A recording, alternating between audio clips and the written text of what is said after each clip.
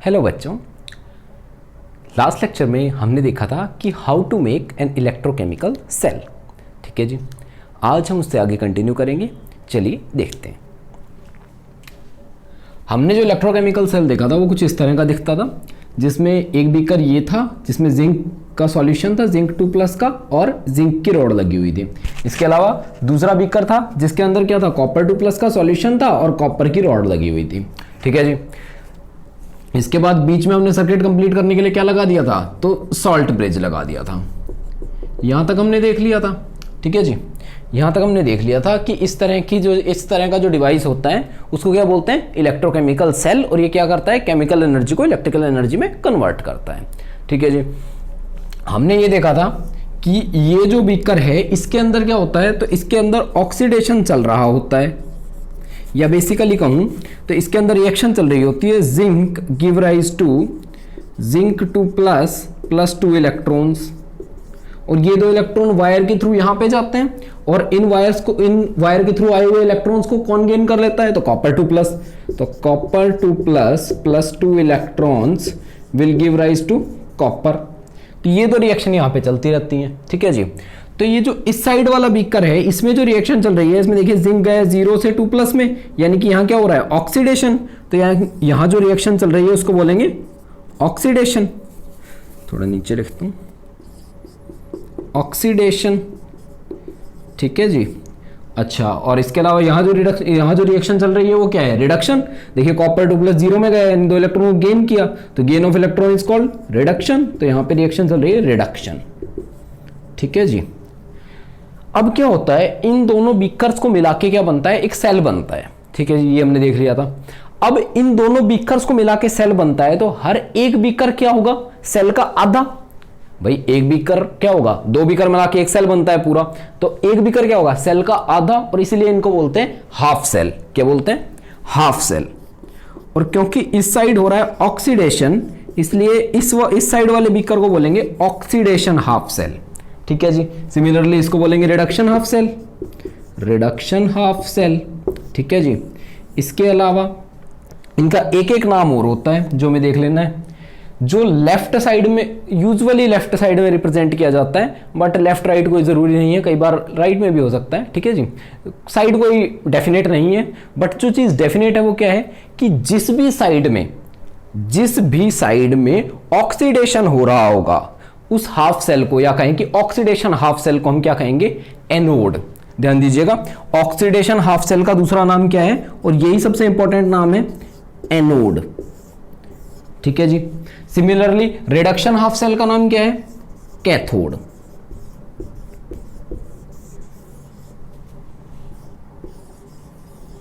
ठीक है जी। जहां पे ऑक्सीडेशन होगा उस हाफ सेल को बोलेंगे एनोड, और जहां पे रिडक्शन होगा उस हाफ सेल को बोलेंगे कैथोड। ठीक है जी। अब ध्यान देने लायक यहां पे एक बात है, यहां पे कुछ लोग इस तरह से इसको याद रखते हैं या जो भी है, कि एनोड पे कोई पर्टिकुलर ये वाला चार्ज होता है। आपको एक बात स्पेशली ध्यान रखनी है कि ना तो एनोड का चार्ज फिक्स होता है, ना कैथोड का चार्ज फिक्स होता है। जो फिक्स होता है वो होता है प्रोसेस, यानी कि एनोड पे हमेशा होगा ऑक्सीडेशन और कैथोड पे हमेशा क्या होगा, रिडक्शन। इसके लिए हम एक बात याद रखेंगे कि electrodes are categorised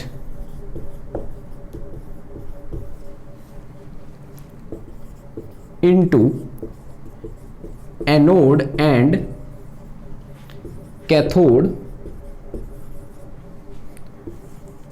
on the basis of process occurring on them, not by charge on them. ठीक है जी। Anode can either be negative और be positive, cathode can either be negative और बी पॉजिटिव, बट जो चीज fix है वो क्या है कि एनोड पे हमेशा ऑक्सीडेशन होगा और कैथोड पे हमेशा रिडक्शन होगा। तो ये बात आपको बड़ा इंपॉर्टेंट है जो आपको ध्यान रखनी है हमेशा। अच्छा, अब एक बार देख लेते हैं कि इलेक्ट्रोकेमिकल सेल के केस में कैथोड पे क्या चार्ज होगा और एनोड पे क्या चार्ज होगा। तो एक बार आ जाइए यहाँ पे क्या होगा, जो जिंक मेटल है जिंक 0 वो बदलेगा जिंक 2+ में और क्या रिलीज करेगा 2 इलेक्ट्रॉन। तो यहां पे इस एनोड पे क्या आएंगे 2 इलेक्ट्रॉन आएंगे, यानी कि इस पे क्या बढ़ जाएगा नेगेटिव चार्ज। तो यहां पे एनोड जो होती है एनोड वो क्या होती है नेगेटिव होती है। अब ये इलेक्ट्रॉन क्या करते हैं यहां से ट्रेवल करते हैं। अच्छा ये इलेक्ट्रॉन कंटिन्यूअसली जनरेट होते रहते हैं इसलिए इस पे हमेशा इलेक्ट्रॉन रहेंगे ही भाई। एक जिंक 2+ में टूटेगा 2 इलेक्ट्रॉन देगा, अगला जिंक टूटेगा, तीसरा जिंक टूटेगा, चौथा जिंक टूटेगा, जैसे जैसे जिंक टूटते रहेंगे इस पे इलेक्ट्रॉन बढ़ते रहेंगे। कहने का मतलब क्या है कि इस पे हमेशा कौन सा चार्ज एक्यूमुलेट होगा नेगेटिव। अच्छा यहां से नेगेटिव इधर मूव करेंगे। अब देखिए नेगेटिव जिसकी तरफ मूव करते हैं वो अपने आप ही पॉजिटिव है, एक बात। दूसरी बात हम ये कह सकते हैं कि यहाँ पे कॉपर 2+ है जो क्या करेगा इलेक्ट्रॉन्स को कंज्यूम कर लेगा, और इलेक्ट्रॉन्स को कंज्यूम कर लेगा यानी यहाँ पे इलेक्ट्रॉन क्या होंगे कंज्यूम होंगे, कम होंगे, और कम होंगे तो यहाँ पे जो कैथोड है यहाँ पे वो क्या होगी पॉजिटिव। और ये दोनों किसके लिए हैं स्पेशली सिर्फ इलेक्ट्रोकेमिकल सेल के लिए, इलेक्ट्रोकेमिकल सेल के लिए है ये।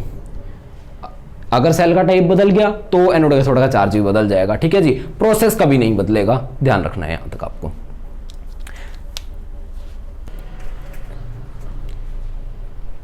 चलिए आगे चलते हैं। तो हमने अभी तक देखा कि सेल के पार्ट्स क्या क्या होते हैं, that is anode and cathode, oxidation half cell and reduction half cell. अब हम देखेंगे कि सेल के अंदर जो करंट फ्लो करता है वो क्यों करता है, ठीक है जी। आइए देखते हैं। हमें पता है कि जहां भी करंट होगा करंट वहां पे क्या होगा फ्लो ऑफ इलेक्ट्रॉन्स होगा, फ्लो ऑफ इलेक्ट्रॉन्स, ठीक है जी, फ्लो ऑफ इलेक्ट्रॉन्स होगा। और फ्लो ऑफ इलेक्ट्रॉन्स कब होता है जब एक चीज तो लूज करने वाली हो और दूसरी चीज गेन करने वाली हो, ठीक है जी। रेडॉक्स रिएक्शन भी यही होती है, हमने बताया था कि उसमें एक चीज इलेक्ट्रॉन लूज करेगी यानी ऑक्सीडेशन शो करेगी, और दूसरी चीज क्या करेगी इलेक्ट्रॉन्स को गेन करेगी यानी रिडक्शन करेगी। तो जो चीज गेन करेगी उसकी गेन करने की टेंडेंसी ज्यादा है, और जो चीज लूज करेगी उसकी लूज करने की टेंडेंसी ज्यादा है। या बेसिकली हम कंपेयर करें तो हम ये कह सकते हैं कि इलेक्ट्रॉन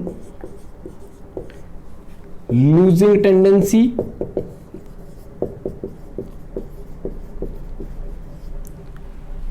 और इलेक्ट्रॉन गेनिंग टेंडेंसी क्या होगी डिफरेंट होगी, किनकी दोनों इलेक्ट्रोड्स की, यानी एनोड की और कैथोड की। या बेसिकली जो पिछला सेल हमने पढ़ा था उसमें क्या कहें कि जिंक और कॉपर की क्या है जो टेंडेंसी टू गेन या लूज इलेक्ट्रॉन है वो अलग अलग है। यानी कि मान लीजिए फिर से जिंक और कॉपर वाले सेल की बात कर रहे हैं हम, ठीक है जी, जिंक कॉपर सेल की बात कर रहे हैं।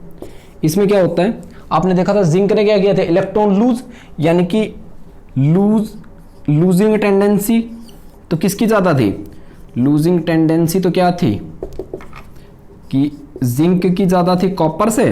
और अगर मैं गेनिंग टेंडेंसी की बात करूं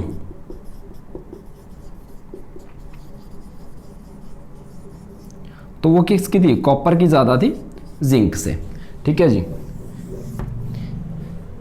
जो चीज जो लूज करने की टेंडेंसी थी वो जिंक की ज्यादा थी इसलिए जिंक ने लूज किए, और कॉपर की किस चीज की टेंडेंसी ज्यादा थी गेन करने की, इसलिए उसने क्या किया गेन किए। या उल्टा बोले तो एक ही लाइन में बोले तो लूज करने की टेंडेंसी जिंक की ज्यादा थी तो कॉपर की कम थी, इसलिए जिंक ने लूज किए तो कॉपर को गेन करने पड़े। सिमिलरली अगर गेन करने की टेंडेंसी को कंपेयर करें तो कॉपर की ज्यादा थी जिंक की कम थी तो कॉपर ने गेन किए तो जिंक ने पक्का लूज ही किए होंगे, ठीक है जी, या जिंक को लूज करने पड़े होंगे, ठीक है जी। अब चलिए अब देखते हैं हम लोग कि ये जो टेंडेंसी होती है क्या होती है। ये जो टेंडेंसी है जो इलेक्ट्रॉन लूज करने की और गेन करने की टेंडेंसी का जो डिफरेंस है, इसी डिफरेंस को हम बोलते हैं पोटेंशियल डिफरेंस। पोटेंशियल डिफरेंस, ठीक है जी, पोटेंशियल डिफरेंस। पोटेंशियल डिफरेंस क्या है, difference in the tendency to lose और गेन इलेक्ट्रॉन। क्या होगा difference in the tendency to lose या गेन इलेक्ट्रॉन्स, ठीक है जी। पोटेंशियल डिफरेंस किन चीजों का डिफरेंस है, पोटेंशियल का, ठीक है जी। और पोटेंशियल अब हमें पता लग गया है कि पोटेंशियल क्या है, पोटेंशियल तो टेंडेंसी टू लूज या गेन इलेक्ट्रॉन्स। ठीक है जी। अच्छा, अब देखिए कुछ चीज़ों की हमने देखा कि लूज करने की टेंडेंसी ज़्यादा होती है, कुछ की गेन करने की टेंडेंसी ज़्यादा होती है। तो यानी कि पोटेंशियल को हम दो तरह की कैटेगरीज में कैटेगराइज कर सकते हैं अगर देखा जाए तो। एक होता है टेंडेंसी टू लूज इलेक्ट्रॉन्स और दूसरा होता है टेंडेंसी टू गेन इलेक्ट्रॉन्स। ठीक है जी, टेंडेंसी टू लूज इलेक्ट्रॉन्स और टेंडेंसी टू गेन इलेक्ट्रॉन्स, इस चीज को बोलते हैं पोटेंशियल। और इन्हीं के बेस पे पोटेंशियल के दो नाम भी रखे जा सकते हैं। टेंडेंसी टू लूज इलेक्ट्रॉन को बोलते हैं ऑक्सीडेशन पोटेंशियल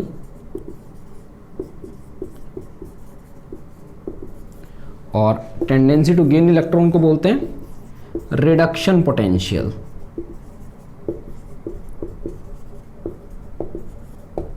ठीक है जी, ऑक्सीडेशन पोटेंशियल और रिडक्शन पोटेंशियल। ठीक है जी। अच्छा, ऑक्सीडेशन पोटेंशियल रिडक्शन पोटेंशियल के बीच में डिफरेंस क्या होता, सॉरी डिफरेंस कह रहा हूं, रिलेशन क्या होता है? तो रिलेशन हमें हमेशा याद रखना है कि RP is equal to minus of OP, या उल्टा कह सकते हैं कि OP is minus of RP, where OP is oxidation potential and RP is reduction potential. ठीक है जी। तो रिडक्शन पोटेंशियल क्या होता है? ऑक्सीडेशन पोटेंशियल का नेगेटिव, और ऑक्सीडेशन पोटेंशियल क्या होता है? रिडक्शन पोटेंशियल का नेगेटिव। ठीक है जी, तो इतना देख लीजिए। चलिए आगे चलते हैं। अब देखते हैं इस पोटेंशियल डिफरेंस और पोटेंशियल्स का हमारे पास यूज क्या है। ठीक है जी, आइए। पोटेंशियल डिफरेंस जो होता है किसी भी सेल का, पोटेंशियल डिफरेंस अगर ज़्यादा है तो वो सेल क्या करेगा? ज़्यादा करंट जनरेट करेगा। Potential difference is directly proportional to current generation. ठीक है जी, किसी में पोटेंशियल डिफरेंस अगर ज़्यादा है तो वो करंट भी ज़्यादा जनरेट करेगा। ठीक है जी। अब क्या है पोटेंशियल डिफरेंस हम कैसे निकालते हैं? तो पोटेंशियल डिफरेंस हम निकालते हैं वोल्ट मीटर की हेल्प से। ठीक है जी, वोल्ट मीटर की हेल्प से निकालते हैं, और इसकी जो यूनिट होती है यूनिट वो होती है वोल्ट। ठीक है जी, पोटेंशियल डिफरेंस की यूनिट होती है वोल्ट। सिमिलरली पोटेंशियल्स की यूनिट भी वोल्ट होती है, क्योंकि पोटेंशियल्स का डिफरेंस ही पोटेंशियल डिफरेंस है, वोल्ट और वोल्ट का डिफरेंस वोल्ट ही आएगा। ठीक है जी, आइए चलिए आगे देखते हैं। तो वोल्ट मीटर इसको मेजर करने के लिए लगाया जाता है। Volt meter used to measure और पोटेंशियल, और ये है यूनिट ऑफ पोटेंशियल। ठीक है जी। चलिए अब देखते हैं। अब हमें क्या है कि हमें बढ़िया से बढ़िया सेल बनाना होता है। हमें क्या करना है कि बेस्ट से बेस्ट सेल बनाना है जो हमें ज़्यादा से ज़्यादा पावर दे सके। तो क्या है, अगर हमें बेस्ट से बेस्ट सेल बनाना है तो हमें क्या करना पड़ेगा भाई? दो तरीके हैं, या तो हर एक दो मेटल्स को जोड़ के देखें और उनके बीच में वोल्ट मीटर लगाएं और उनका पोटेंशियल डिफरेंस मेजर करें और फिर जो बढ़िया आए उसको रख लें, या फिर हम क्या करें कि पोटेंशियल डिफरेंस निकालने का एक फॉर्मूला बना लें। पोटेंशियल डिफरेंस निकालने का एक फॉर्मूला बना लें और उस फॉर्मूला से हम क्या करें कि किसी भी दो इलेक्ट्रोड का क्या करें, किसी भी दो इलेक्ट्रोड को लगा के सेल बनाएं पेपर पे ही, और पेपर पे उसका इलेक्ट्रोड और पेपर पे उसका पोटेंशियल डिफरेंस निकाल के हम बता दें कि भाई इसका पोटेंशियल डिफरेंस इतना होगा। तो हमें क्या करना है, बेसिकली हमें करना है कैलकुलेशन ऑफ पोटेंशियल डिफरेंस, या इसको बोलते हैं EMF। ठीक है जी, पोटेंशियल डिफरेंस और या फिर EMF। जब तक करंट ड्रॉ नहीं होता है तब तक पोटेंशियल डिफरेंस को EMF बोलते हैं। ठीक है जी। तो अगर हमें पोटेंशियल डिफरेंस निकालना है किसी भी रैंडम सेल का, तो हमें क्या पता होना चाहिए? हमें पता होना चाहिए उसकी इलेक्ट्रोड्स का पोटेंशियल। देखिए, अगर हमें निकालना है E ऑफ सेल, यानी कि electrode potential of a cell, तो क्या होगा? Electrode potential of first electrode, मान लीजिए दो इलेक्ट्रोड है A एंड B, तो electrode A minus electrode B। ठीक है जी। Electrode A minus electrode B, ये हम देखेंगे कि कौन सी को ए लेना है कौन सी को बी लेना है, ये हम समझेंगे। ठीक है जी, कहाँ पे एनोड रखी जाएगी, कहाँ पे कैथोड, ये आगे समझेंगे हम लोग। ठीक है जी, कहने का मतलब क्या है कि अगर हमें सेल का इलेक्ट्रोड पोटेंशियल निकालना है तो हमें क्या करना पड़ेगा, हमें दोनों इलेक्ट्रोड्स का इलेक्ट्रोड पोटेंशियल पता होना चाहिए और उसका क्या निकाल लेंगे, डिफरेंस। अच्छा, एक और बात, अगर हमें डिफरेंस निकालना है तो याद रखिएगा ओपी में से ओपी घटेगा और आरपी में से आरपी घटेगा, कभी भी आरपी में से ओपी नहीं घटाना है। यानी क्या करना है, हमें क्या करना है, एक, अब ध्यान दीजिए, एक इलेक्ट्रोड तो पक्का ऑक्सीडेशन करेगी और एक पक्का क्या करेगी, रिडक्शन। हमें दोनों को या तो दोनों का आरपी निकालना है या दोनों का ओपी निकालना है और उसके बाद ही उनका सब्ट्रैक्शन होगा। ठीक है जी, यानी कि दोनों पोटेंशियल एक जैसे होने चाहिए तभी सब्ट्रैक्शन हो पाएगा, नहीं तो नहीं हो पाएगा। सेल का पोटेंशियल इलेक्ट्रोड्स के पोटेंशियल का डिफरेंस होगा, तो हमें क्या करना है, हमें जो डेटा चाहिए वो क्या है, वो है इलेक्ट्रोड्स का पोटेंशियल अकेले अकेले में। यानी कि इंडिविजुअल इलेक्ट्रोड्स का हमें किसी तरह पोटेंशियल अगर मिल जाए तो हम दुनिया में किसी भी सेल का इलेक्ट्रोड पोटेंशियल या किसी भी सेल का सेल पोटेंशियल हम निकाल देंगे। ठीक है जी, किसी भी सेल का पोटेंशियल निकाल देंगे। उसके लिए हमें क्या चाहिए, इलेक्ट्रोड्स का पोटेंशियल चाहिए। अब क्या है कि ई सेल यानी कि potential difference between two electrodes, potential difference between two electrodes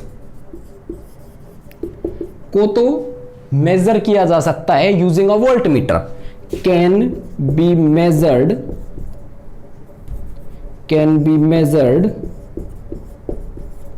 using a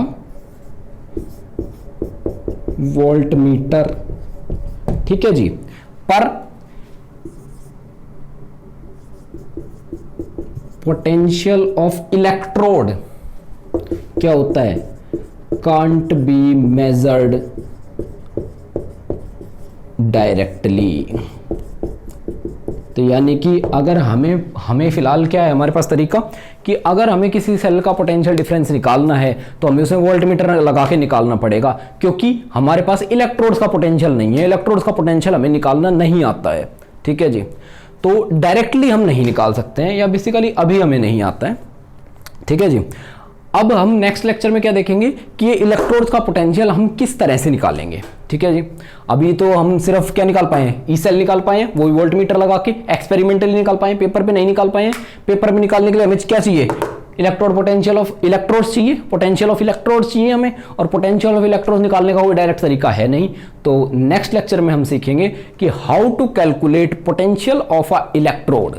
ठीक है जी, how to calculate potential of a electrode. तब तक के लिए धन्यवाद।